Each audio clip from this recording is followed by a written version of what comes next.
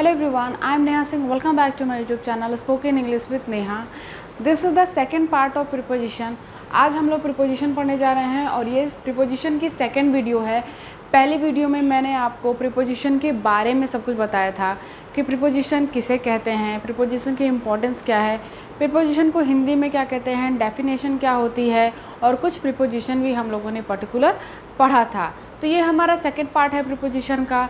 आज हम लोग कुछ और प्रीपोजिशंस देखेंगे जो हम लोग डेली लाइफ में इस्तेमाल करते हैं, हम लोग जानते भी हैं, लेकिन एग्जैक्टली वह प्रीपोजिशन है कहाँ इस्तेमाल करते हैं, कैसे इस्तेमाल करते हैं, ये हमें नहीं पता होता है। तो आज की वीडियो इम्पॉर्टेंट तो है ही, लेकिन मैं आपको सजेस्ट करूँगी कि आप पार्ट 1 ज़रूर देख लीजिए, क्योंकि उसमें मैंने डेफिनेशन, इम्पॉर्टेंस सब कुछ बताया हुआ है।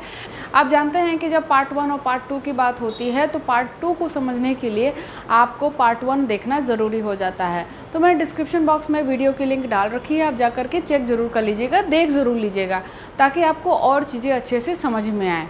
ठीक है, तो स्टार्ट करते हैं आज के कुछ प्रीपोजिशंस। ठीक है, थोड़ा सा रिवीजन कर लेते हैं कि प्रीपोजिशन को हिंदी में हम लोग पूर्व सर्ग कहते हैं।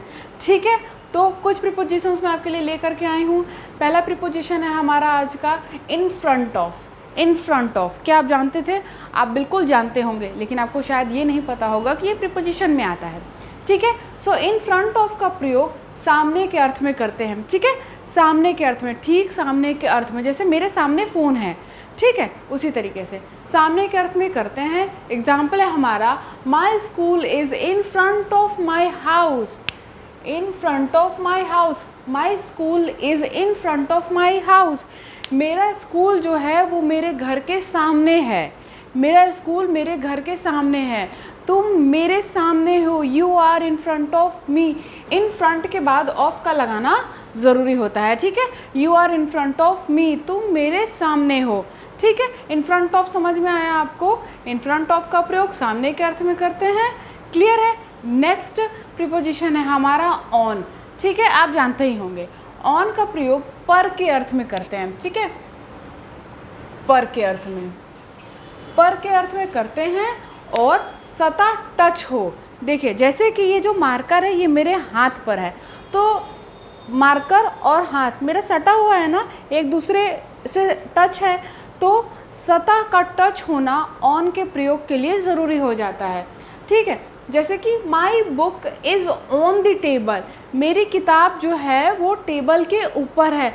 आप इमेजिन कर सकते हैं कि टेबल पे जब बुक रखी होगी तो ऑब्वियस सी बात है कि टच करेगी, उसकी सतह को, टेबल की सतह को टच करेगी बुक। ठीक है, तो ऑन का प्रयोग पर के अर्थ में करेंगे, लेकिन सतह का टच होना ज़रूरी है। मैंने ब्रैकेट में लिख रखा है, माई book is on the table. On हमारा वो प्रीपोजिशन हो जाता है। ठीक है, अच्छा आप इमेजिन करिए, अगर मैं यहाँ पे ऑन का प्रयोग ना करूँ तब माई book is the table, my book is the table, मेरी किताब टेबल है, ये सेंस हमारा निकल के आता है। तो आप सोच सकते हैं कि प्रीपोजिशन का महत्व कितना ज़्यादा होता है इंग्लिश में। ठीक है, so my book is on the table, इसीलिए प्रीपोजिशन इंपॉर्टेंट होता है, पढ़ना समझना। और एरर्स में भी प्रीपोजिशन बहुत ही ज़्यादा पूछा जाता है। ठीक है, तो प्रीपोजिशन पढ़ना बहुत ज़रूरी हो जाता है हमारे लिए। नेक्स्ट है watch is on the wall. Watch is on the wall, मैंने कहा है सतह की मैंने बात की है। ठीक है, अगर आप वॉच की बात कर रहे हैं, अगर आप घड़ी की बात कर रहे हैं, तो जो घड़ी होती है वो सतह पे ही होती है। मतलब ये वॉल है और घड़ी हमारी ऐसे लगी हुई है। ठीक है, तो ये जो क्लॉक है हमारी वो दीवार की सतह को टच कर रही है, तो क्या हो जाएगा? Watch is on the wall. ठीक है, अगर आप पंखे की बात करते हैं तो पंखा जो है वो सीलिंग जानते होंगे आप लोग, तो सीलिंग को टच करके ही टंगा रहता है। ठीक है, तो वहाँ पे भी हमें ऑन का ही प्रयोग करना है। ठीक है, the fan is on the ceiling. ठीक है, क्लियर है? नेक्स्ट है हमारा ऑन टू। मैंने सिमिलर ही लिया है ताकि आपको कन्फ्यूज़न ना हो। ठीक है, ऑन टू, ऑन टू का प्रयोग पर के अर्थ में ही करते हैं, लेकिन गति की अवस्था में करते हैं। यहाँ पे सतह टच होनी चाहिए और यहाँ पे है गति की अवस्था में। एग्जाम्पल देखते हैं, the cat jumped on to the table. अब देखिए, मेरे पास इलेक्ट्रॉनिक बोर्ड तो है नहीं कि मैं आपको पिक्चर्स दिखा करके आपको एक्सप्लेन कर पाऊँ। ठीक है, मैं पूरी कोशिश करती हूँ कि मैं आपको एक्सप्लेन कर पाऊँ। जैसे कि ये हमारा टेबल हो गया। ठीक है, ये हमारा टेबल है और ये हमारी कैट हो गई, मेरी ड्राइंग थोड़ी ख़राब है, ठीक है। सो ये हमारी कैट है, ठीक है। अब कैट जो है वो जंप करके इस टेबल पे आएगी, तो मूवमेंट है ना, मूवमेंट शो हो रहा है इसमें, तो वही दिखाना है। तो जब कैट जंप करके टेबल पे आएगी, टेबल पर आएगी, देखिए पर का ही सेंस आ रहा है, पर आएगी, तो वहाँ पे हमें ऑन टू का प्रयोग करना है। The cat jumped on to the table, on to the table, clear है। The cat jumped onto the table. The kid is jumped onto the bed. The kid is jumped onto the bed. बच्चा bed पर कूदा, बच्चा bed पर कूदा, तो गति की अवस्था है, ठीक है। तो बेड पर के लिए यहाँ पे हमें ऑन टू का प्रयोग करना है। ऑन सतह को टच होना चाहिए पर के अर्थ में, ऑन टू का प्रयोग पर के अर्थ में लेकिन गति की अवस्था में, ठीक है। समझ में आया, दोनों का अंतर समझ में आया आपको, इसलिए मैंने साथ साथ ले लिया था ताकि आपको कन्फ्यूज़न ना हो। नेक्स्ट हमारा ऑफ, ऑफ का प्रयोग से के अर्थ में करते हैं, ठीक है। ऑफ का प्रयोग से के अर्थ में करते हैं, वो भी गति की अवस्था में। देखिए फिर से, ऑफ का प्रयोग से के अर्थ में करते हैं लेकिन गति की अवस्था में करते हैं। कैसे, एग्जाम्पल हमें समझा देगा। क्या है, the kid jumped off the bed, the kid jumped off the bed, बच्चा बेड से कूदा, ठीक है, बेड से कूदा, तो से के अर्थ में करेंगे और गति की स्थिति में करेंगे, ठीक है। So the kid jumped off the bed, the kid jumped off the bed, clear है।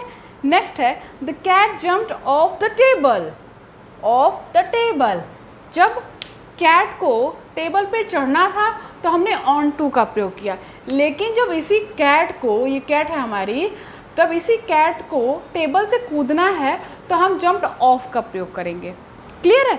तो ऑफ का प्रयोग से के अर्थ में और गति की अवस्था में करते हैं।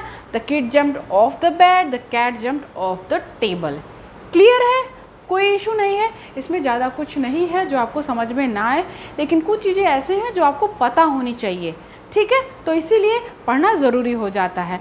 कुछ चीज़ें सिमिलर होती हैं जो हम लोगों को कंफ्यूज करती हैं, इसीलिए प्रीपोजिशन एक एक पढ़ना हमारे लिए ज़रूरी होता है, ठीक है। सारे प्रीपोजिशन एक ही दिन पढ़ के अपने दिमाग में खिचड़ी पका लेना, ये कोई समझदारी नहीं है। मैं चाहती हूँ अगर आप प्रीपोजिशन आपने स्टार्ट किया है तो आपका एक एक कॉन्सेप्ट क्लियर होना चाहिए, ठीक है। इसीलिए मैं ज़्यादा प्रीपोजिशन आपको एक ही दिन नहीं पढ़ा रही, ठीक है। हम लोग कुछ प्रीपोजिशन पढ़ेंगे लेकिन हाँ एकदम अच्छे से समझ के पढ़ेंगे, ठीक है। आगे बढ़ते हैं। नेक्स्ट है हमारा अक्रॉस, अक्रॉस जिसका प्रयोग हम इस पार से उस पार के अर्थ में करते हैं, इस पार से उस पार के अर्थ में करते हैं। एग्जाम्पल से समझते हैं। I wrote a sentence, I wrote a sentence across the board, across the board मतलब कि मैंने एक सेंटेंस लिखा बोर्ड के इस पार से उस पार। जैसे कि मैंने एक सेंटेंस यहाँ से स्टार्ट किया और मैंने पूरा सेंटेंस यहाँ तक लिखा, तो मुझे इस्तेमाल करना होगा I wrote a sentence across the board, इस पार से उस पार, ठीक है। Next, I am going across the road, मैं रोड के इस पार, जैसे पार करना नहीं होता है, रोड के इस पार से उस पार जा रही हूँ, इस पार से उस पार, इस बोर्ड के इस पार से उस पार, रोड के इस पार से उस पार, ठीक है। उसी के अर्थ में हमें अक्रॉस का प्रयोग करना है। क्लियर है अक्रॉस, कोई डाउट नहीं है। आगे बढ़ते हैं। इसी से सिमिलर मैंने थ्रो भी ले लिया है ताकि आपको कन्फ्यूज़न ना हो। देखते हैं, इस पार से उस पार, इस पार से उस पार। जैसे कि the boy went through the pipe, मतलब कि लड़का पाइप के इस पार से उस पार गया, ठीक है। अंतर समझिए, दोनों में अंतर समझिए। जैसे कि I wrote a sentence across the board, देखिए इसमें कोई बाउंडेशन नहीं है, कोई घेराव नहीं है, कोई क्लोजनेस नहीं है, ठीक है। लेकिन इसमें पाइप जो है वो चारों तरफ से घिरी होती है, ठीक है। टनल घिरा होता है, ऐसे होता है ना, ऐसे होता है ना, तीनों तरफ से या फिर चारों तरफ से कवर होता है। ये तीन तरफ से कवर है, पाइप चारों तरफ से कवर होगी, ठीक है। अगर आप खिड़की की बात कर रहे हैं तो भी वो चारों तरफ से कवर होगा। तो जब चारों तरफ से कवर होगा तो हमें थ्रो का प्रयोग करना है। और अगर हम तब उसके पार जा रहे हैं, जब चारों तरफ से कवर हो और तब हम जब उसके पार जा रहे हैं तो हमें वहाँ पे थ्रो का प्रयोग करना है।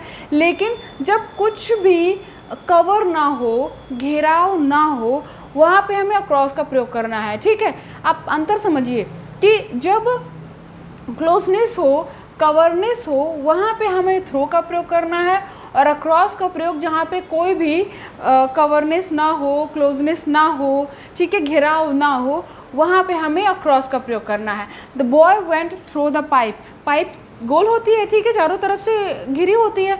तो एक बच्चा जो है वो पाइप के इस पार से घुसा, और जैसे कि ये पाइप समझ लीजिए, ठीक है, एक बच्चा इस पाइप से अंदर जा कर के उधर से निकल गया। वही है कि बच्चा या फिर लड़का पाइप के इस पार से उस पार गया।